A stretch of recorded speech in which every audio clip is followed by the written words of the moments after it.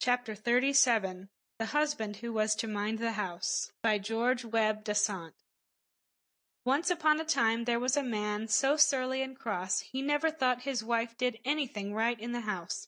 So one evening in haymaking time he came home, scolding and swearing, and showing his teeth and making a dust.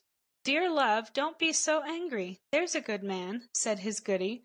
"Tomorrow let's change our work.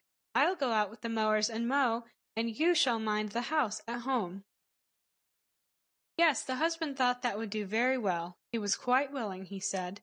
So early next morning his goody took a scythe over her neck and went out into the hayfield with the mowers and began to mow. But the man was to mind the house and do the work at home.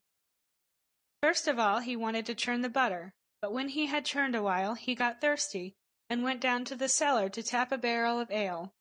But just when he had knocked in the bung and was putting the tap into the cask, he heard overhead the pig come into the kitchen. Then off he ran up the cellar steps with the tap in his hand as fast as he could, to look after the pig, lest it should upset the churn. But when he got up and saw that the pig had already knocked the churn over, and stood there rooting and grunting amid the cream which was running all over the floor, he got so wild with rage that he quite forgot his ale barrel and ran at the pig as hard as he could. He caught it, too, just as it ran out of doors, and gave it such a kick that Piggy lay for dead on the spot.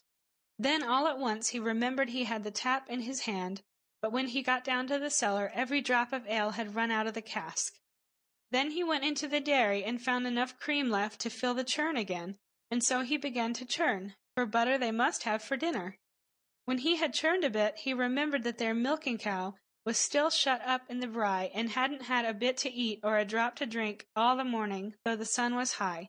Then all at once he thought 'twas too far to take her down to the meadow, so he'd just get her up on the housetop.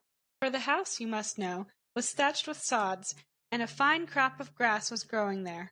Now their house lay close up against a steep down, and he thought if he laid a plank across to the thatch at the back he'd easily get the cow up.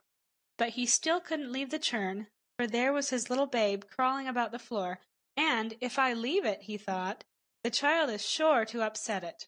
So he took the churn on his back and went out with it, but then he thought he'd better first water the cow before he turned her out on the thatch. So he took up a bucket to draw water out of the well, but as he stooped down at the well's brink, all the cream ran out of the churn over his shoulders, and so down into the well.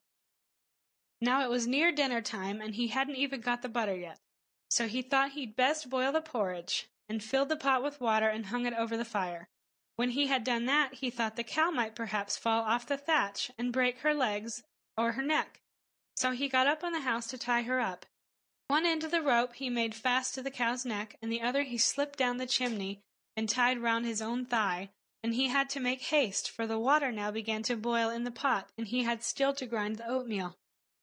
So he began to grind away, but while he was hard at it, down fell the cow off the housetop after all. And as she fell, she dragged the man up the chimney by the rope. There he stuck fast, and as for the cow, she hung halfway down the wall, swinging between heaven and earth, for she could neither get down nor up. And now the goody had waited 7 lengths and 7 breadths for her husband to come and call them home to dinner, but never a call they had. At last she thought she'd waited long enough, and went home. But when she got there and saw the cow hanging in such an ugly place, she ran up and cut the rope in two with her scythe. But as she did this, down came her husband out of the chimney. And so when his old dame came into the kitchen, there she found him standing on his head in the porridge pot.